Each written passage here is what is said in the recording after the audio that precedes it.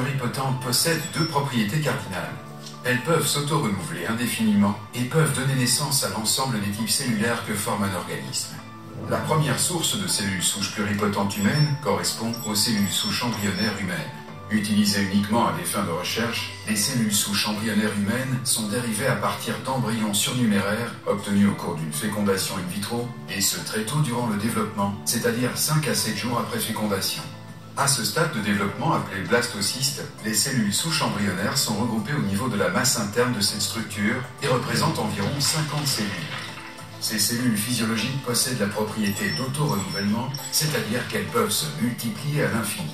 Mais elles peuvent également avoir la capacité de pluripotence, c'est-à-dire que selon les conditions de culture que l'on utilise, ces cellules peuvent donner naissance à la quasi-totalité des cellules formant un organisme, telles que des neurones, des cellules de la peau.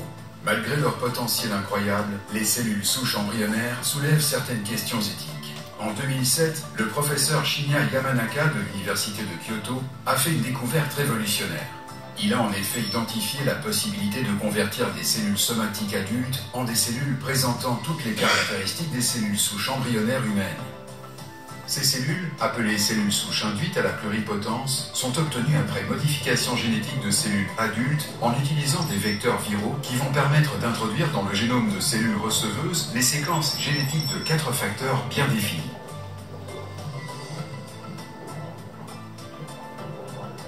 En les faisant pousser dans un environnement favorable, ces cellules génétiquement modifiées vont devenir des cellules souches pluripotentes.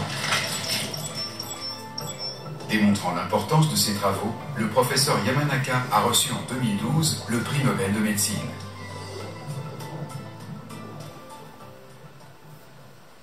Alors en fait, ces cellules souches, il y en a deux types. Ce qui nous intéresse, c'est d'avoir des cellules qui peuvent se multiplier pour en avoir beaucoup, parce que quand on veut remplacer des cellules, alors dans une rétine, ça va être quelques centaines de milliers, quelques millions. Dans le muscle, on va être plutôt sur beaucoup de millions, voire des milliards de cellules. Donc il faut pouvoir produire beaucoup de cellules, en grande quantité, et en qualité, parce qu'évidemment, on veut des cellules qui puissent se multiplier, mais qui ne soient pas des cellules cancéreuses, donc on veut guider cette prolifération.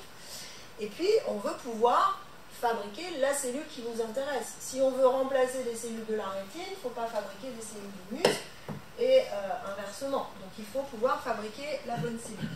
Donc ces cellules souches pluripotentes, c'est les cellules que l'on trouve dans l'embryon au tout début de l'embryon, autour du 5e jour de l'embryon, et qui vont fabriquer l'organisme entier. Donc elles ont ces propriétés-là, elles se multiplient, et ensuite elles se différencient dans les différents types cellulaires. Et les cellules induites à la pluripotence, alors ça c'est une découverte il y a une dizaine d'années, on a découvert que en fait les cellules adultes somatiques, elles gardaient quelque part en mémoire ou les gènes qui leur permettaient de rembobiner leur programme. Alors c'est Benjamin Button, pour ceux qui connaissent le film, qui va rajeunir, sauf que là on les fait effectivement rajeunir grâce à des gènes, on induit cette possibilité, et donc elles redeviennent des cellules souches qui de nouveau peuvent proliférer et donner tous les types de cellules. Alors évidemment, une fois qu'on a dit ça, quand on a nos cellules souches, il faut pouvoir obtenir la bonne cellule, donc il faut pouvoir les guider vers la bonne différenciation.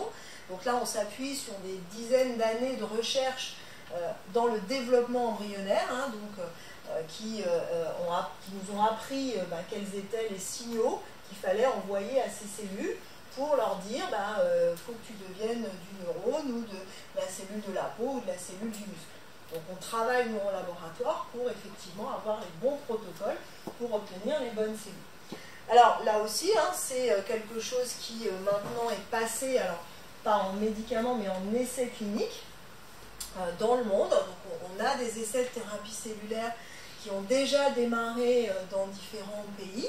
Alors beaucoup aux États-Unis, en Europe, pas mal en Grande-Bretagne, et en France, il y a un essai qui a démarré il y a maintenant 3 ans, qui a été réalisé à l'hôpital Georges Pompidou par le professeur Ménacher sur l'insuffisance cardiaque.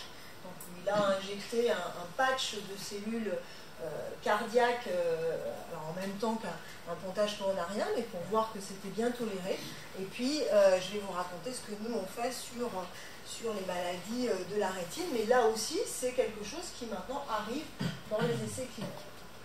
Alors, pour parler maintenant de ce que moi je développe au laboratoire, donc moi je m'intéresse aux maladies de la rétine. Donc la rétine, c'est la partie photosensible de notre œil, hein, donc c'est là où la lumière finalement va être convertie en signal électrique et ensuite notre cerveau va en faire les images. Alors je schématise, hein, mais c'est quand même à peu près un peu comme ça se passe. Alors dans une rétine normale, les cellules qui vont faire ce travail, c'est ce qu'on appelle les photorécepteurs, les cônes et les bâtonnets. Les bâtonnets sont plutôt responsables de la vision, on va dire, périphérique et plutôt en basse lumière, noir et blanc. Et les cônes vont, eux, être concentrés dans la partie centrale de notre rétine et vont être responsables de la vision plutôt de jour et la vision des couleurs. Et donc, dans la rétine, la lumière arrive comme ça, elle tape ici sur les cônes et les bâtonnets, qui transforment ce signal lumineux en signal électrique, ça repart, c'est un petit peu modulé, et ensuite ça va, grâce au nerf optique, vers le cerveau. Il y a une deuxième population de cellules dans cette rétine qui est extrêmement importante, c'est les cellules qui sont en jaune ici, j'ai mon pointeur qui ne fonctionne plus, mais c'est pas très grave, qui sont en jaune, qui sont ce qu'on appelle l'épithélium pigmenté de la rétine. Et en fait, ces cellules, j'ai tendance toujours à dire que ce sont les babysitters des cônes et des bâtonnets. Pourquoi? Parce qu'elles leur apportent à manger, elles nettoient les disques qui sont utilisés, elles éliminent les déchets. Donc, ce sont des cellules qui sont vraiment des cellules de soutien et qui sont indispensables au bon fonctionnement de ces photorécepteurs.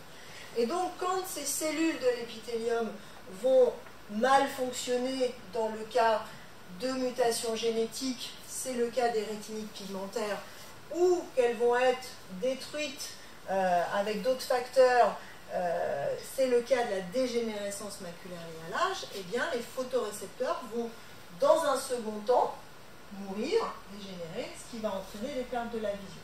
Alors les rétinites pigmentaires, c'est environ 40 000 patients en France. Alors pourquoi j'ai mis 400 ? 400, c'est les rétinites pigmentaires qui ne concernent que ces cellules pigmentées de la rétine. Il y a des rétinites pigmentaires qui concernent directement les photorécepteurs, les cônes et les bâtonnets.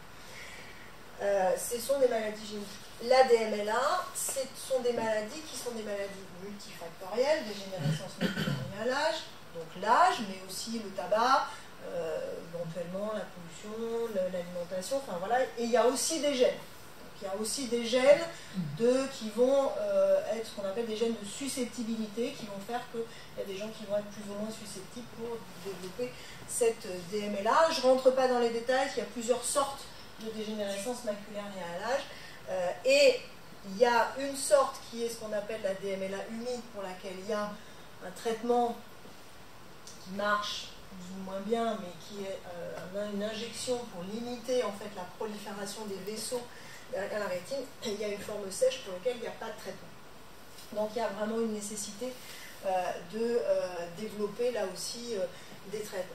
Donc l'idée qu'on a eue, comme la progression de la maladie, c'est les cellules de l'épithélium commencent à s'abîmer, elles meurent ou elles dysfonctionnent, et puis secondairement, ça entraîne la mort des photorécepteurs. Donc l'idée, c'est de fabriquer des cellules de l'épithélium et de venir greffer au moment où il y a encore des photorécepteurs à sauvegarder, parce que évidemment, sinon, on arrive trop tard. Donc, on a mis en place tout un programme, et lorsque l'on commence un programme de thérapie cellulaire, on a un certain nombre d'étapes qu'il va falloir suivre. Donc, à partir de nos cellules embryonnaires qui peuvent faire a priori tout, il faut que nous, on fasse des cellules pigmentées de la rétine. Donc, il faut qu'on vérifie qu'on est capable de produire une population d'intérêt de façon homogène, qu'elle est fonctionnelle, qu'elle est de qualité suffisante pour ensuite aller chez le patient. Évidemment, si on peut la congeler, ben, c'est plus pratique parce que comme ça on fait une banque. Ensuite, on va être obligé d'aller tester dans des modèles animaux qui ont la maladie que ces cellules sont efficaces. qu'elles sont bien tolérées, donc c'est la sécurité, et éventuellement qu'elles sont pas rejetées. C'est un peu compliqué à tester chez l'animal, mais on regarde ça aussi. Et ensuite, on est dans l'essai clinique. Alors, nous, on a démarré le programme que je vais vous présenter maintenant il y a 10 ans. Et on arrive juste là, aux portes de l'essai clinique. Donc, en gros, de là à là, il faut une dizaine d'années. Quand ça se passe bien, nous, on a été relativement vite. Et puis ensuite, dans l'essai clinique, il faut souvent une autre dizaine d'années pour valider toutes les étapes. Donc effectivement, le temps du patient n'est absolument pas celui du chercheur, malheureusement. On voudrait aller plus vite, mais il ne faut pas non plus aller trop vite pour ne pas faire n'importe quoi. Et ça prend effectivement toujours beaucoup de temps. Alors, quand on a commencé ce programme, on s'est posé la question de comment préparer les cellules. Est-ce qu'on les met en suspension, puis on espère qu'elles vont s'organiser toutes seules dans l'œil, ou est-ce qu'on fabrique un tissu? Puisque c'est comme ça qu'elles sont organisées dans l'œil, elles sont organisées sous forme d'un tissu. On a choisi cette option-là. Il y a d'autres essais cliniques qui sont en cours. Là, je vous mets juste une cartographie rapide, qui ont choisi plusieurs stratégies, la suspension cellulaire ou le feuillet tissulaire, aux États-Unis, en Grande-Bretagne. Globalement, ces essais qui ont déjà démarré il y a 5 ans pour certains, il y a 2 ans pour d'autres, montrent que globalement c'est bien toléré, donc ce qui est rassurant et ce qui nous permet, nous, d'arriver dans un terrain un petit peu facilité pour développer notre programme. Alors, donc, on a, grâce à ces cellules souches donc embryonnaires, on a utilisé des cellules souches embryonnaires cliniques, qui étaient compatibles avec l'utilisation clinique. On a fabriqué ces cellules de l'épithélium rétinien.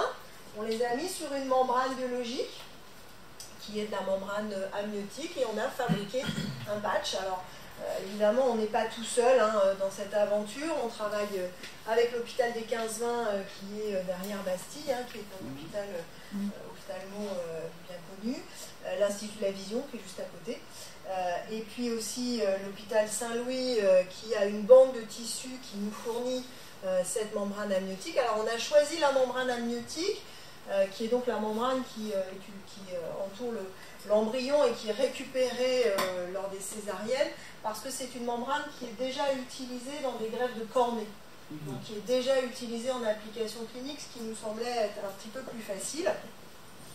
Et donc maintenant, je vais vous montrer à quoi ça ressemble. Donc on a 2 étapes en fait dans notre procédé de fabrication. On part de nos cellules souches, on les multiplie, on fait une banque, et ensuite on les différencie pour faire une banque de cellules de la rétine, cellules pigmentées de la rétine. Et puis ensuite, on prend un tube, on le décongèle, on met sur la membrane amniotique et on fabrique notre patch. Alors, je vais vous montrer à quoi ça ressemble, ces cellules. Donc, les cellules de la rétine, les voilà. Alors moi, je les trouve très jolies. Donc, ce sont des cellules qui sont pigmentées. Vous voyez la pigmentation, alors qu'elle est hétérogène, mais c'est ce qui se retrouve dans l'œil. Et elles sont très bien organisées. Elles forment un épithélium. On parle d'épithélium, ça ressemble à un nid d'abeille, une ruche. Donc elles ont cette forme très particulière d'organisation.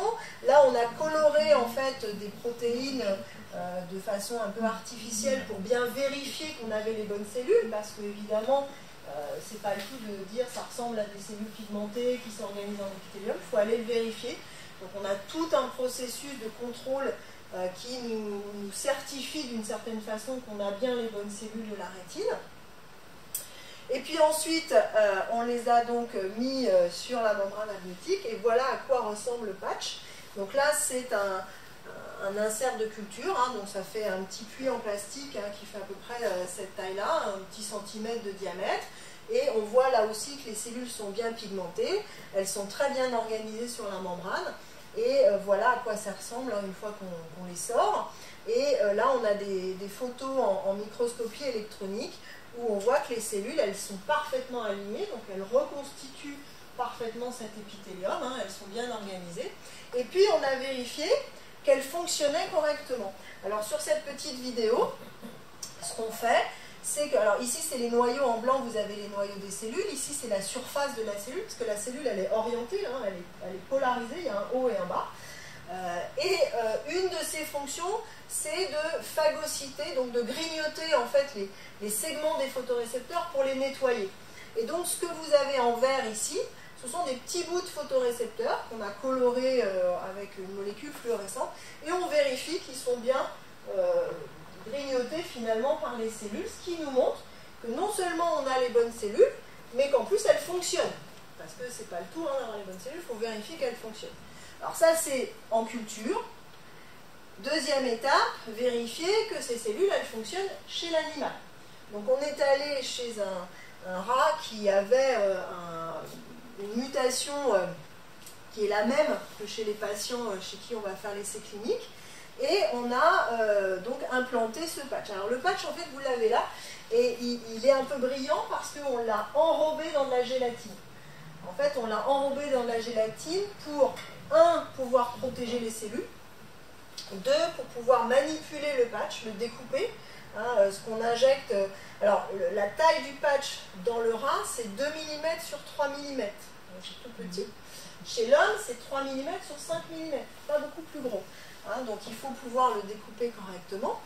Alors on utilise comme système d'injection les systèmes d'injection qui sont utilisés pour les greffes de cristallin dans la chirurgie de cataracte. Et quand on le met, vous avez vu, alors on peut garder l'orientation, parce que je vous ai dit les cellules elles ont un haut et un bas, hein, donc il ne faut pas que ça se retourne. Donc on a fait ce qu'on appelle une carte SIM, hein, on était très fiers de ça, au cas où ça se retourne, qu'on puisse garder l'orientation. Et que vous voyez que dans la seringue, en fait, le patch il s'est un petit peu replié. Et là aussi la gélatine, elle nous aide, parce que la gélatine, elle est élastique. Et donc là, il faut imaginer qu'on est dans l'œil du patient, hein, et quand on va pousser, le patch, il va s'ouvrir. Donc il va se remettre à plat, et il va, a priori, se remettre à plat sous la rétine. Donc voilà le patch, hein, à quoi il ressemble avec les cellules, et là aussi, en plus le fait qu'elles soient pigmentées, on les visualise. Alors ce qu'on voulait vérifier dans notre rat, c'est qu'on pouvait protéger les photorécepteurs de la mort. D'accord ? Donc on a été regardé, donc voilà une coupe de rétine. Chez le rat normal, les photorécepteurs sont là. Là on est chez un rat qui est aveugle à 3 mois. Il n'y a plus de photorécepteurs. Et là, on est chez un rat qui a été transplanté avec notre patch. Et donc, il n'y a pas besoin d'être, je pense, spécialiste de la rétine pour voir qu'effectivement, ici, on a des cellules qui sont effectivement préservées.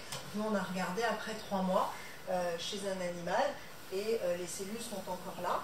Voilà le patch tel qu'il ressemble, injecté dans la rétine. L'œil est un organe extrêmement intéressant parce qu'on peut voir à travers d'une certaine façon, donc on peut faire des images, des fonds d'œil, on peut avoir des images très précises, et donc là c'est la région centrale de l'œil, hein, donc c'est pas tout l'œil, hein, c'est juste la région centrale, et voilà notre patch qui a été positionné correctement donc, dans l'œil hein, de cet animal, démontrant que effectivement c'était possible. Et quand on a été regarder la rétine, donc là aussi on a coloré de façon un peu artificielle la rétine. Donc en vert, là ici ce sont les photorécepteurs, les noyaux des photorécepteurs. Là on s'éloigne, hein, c'est d'autres cellules de la rétine. Et ici, ce sont les cellules de l'épithélium pigmenté de l'animal. Et là c'est celles que l'on a injectées. Donc là vous avez des cellules humaines, et là des cellules de l'animal. Et on voit que les cellules des photorécepteurs, alors déjà on voit que la rétine elle n'est pas abîmée, hein, les couches sont correctement organisées. Et quand on regarde un plus fort grossissement, donc ça c'est les cellules qu'on a positionnées, c'est notre patch, les photorécepteurs viennent s'emboîter dans ces nouvelles cellules. Donc a priori, ils reconnaissent d'une certaine façon ces nouvelles cellules, ils viennent se connecter et on a même quelques événements ici de phagocytose qui montrent que les cellules, quand elles sont injectées, là aussi elles sont fonctionnelles. Donc tout ce travail qui nous a pris 10 ans, alors on a aussi dû faire tout un tas d'expériences de sécurité pour vérifier que les cellules, elles n'allaient pas se multiplier n'importe comment, qu'elles n'allaient pas aller se mettre ailleurs, dans d'autres organes, etc. etc. Hein, ça, je passe. Ça nous a permis de construire un dossier de demande d'essai clinique qu'on a déposé en juillet l'année dernière, 26 juillet. Ça fait 6 mois qu'on fait des allers-retours avec l'Agence nationale de sécurité du médicament, la NSM, qui nous ont posé tout un tas de questions auxquelles on a à peu près répondu. Alors, si j'avais fait cette conférence dans 15 jours, j'aurais pu éventuellement vous dire s'ils nous ont dit oui ou non. Ils devraient nous dire oui, on espère, la semaine prochaine. Donc voilà, la date butoir c'est le 23 janvier, donc normalement le 23 janvier on devrait savoir si on peut démarrer. Et si on a la réponse positive, ben, on va démarrer un essai. Alors ce qu'on appelle de phase 1-2, ça veut dire qu'on va vérifier la tolérance de notre médicament, la sécurité du médicament, et c'est vraiment la première chose qu'on va regarder. Le 2, c'est qu'on va aussi essayer de voir si ça fonctionne. Donc on va d'abord aller chez des patients qui sont plutôt très atteints, aveugles, donc chez qui on ne peut pas attendre de bénéfices, on est obligé pour vérifier la sécurité, mais ensuite on espère pouvoir aller chez des patients qui sont moins atteints et voir qu'effectivement on peut protéger les photorécepteurs. Alors les prochaines étapes, parce qu'on est déjà en train de travailler sur la suite, les prochaines étapes c'est quoi? C'est produire les autres cellules de la rétine. Dans la rétine, il y a les cônes et les bâtonnets, évidemment, c'est les cellules principales. On sait le faire, à peu près, pas encore en quantité et en qualité suffisante pour aller vers l'essai clinique, mais on sait fabriquer, on arrive en fait à fabriquer des mini-rétines en laboratoire. On appelle les organoïdes, c'est-à-dire ce sont des mini-rétines qui s'organisent à partir de ces cellules souches comme quasiment une rétine normale. Donc on essaye de fabriquer les autres types cellulaires. Là, ça c'est la première chose. La deuxième chose, c'est qu'on essaye de produire avec des automates. Et ici, vous avez en fait une vidéo qui vous montre un automate de culture qu'on a au laboratoire qui est capable de prendre des flasques. Donc ça, c'est les contenants. On cultive les cellules dans ces contenants-là et il est capable quasiment de tout faire tout seul. Alors, pourquoi est-ce qu'on va utiliser des automates? Pour pouvoir produire évidemment plus de cellules. Si on veut aller chez des patients qui sont atteints de DMLA, les chiffres c'est à peu près 1,5 million, 2 millions de personnes qui sont atteintes en France avec une courbe qui monte comme ça. Donc c'est effectivement, il va falloir produire beaucoup de cellules. Ça, c'est la première chose, la quantité, mais c'est aussi, je dirais, la reproduction, la reproductibilité, puisque un automate, il va faire moins d'erreurs qu'une personne, et en tout cas, s'il fait des erreurs, il va faire toujours la même. Donc, on va pouvoir tracer, en fait, tout ça.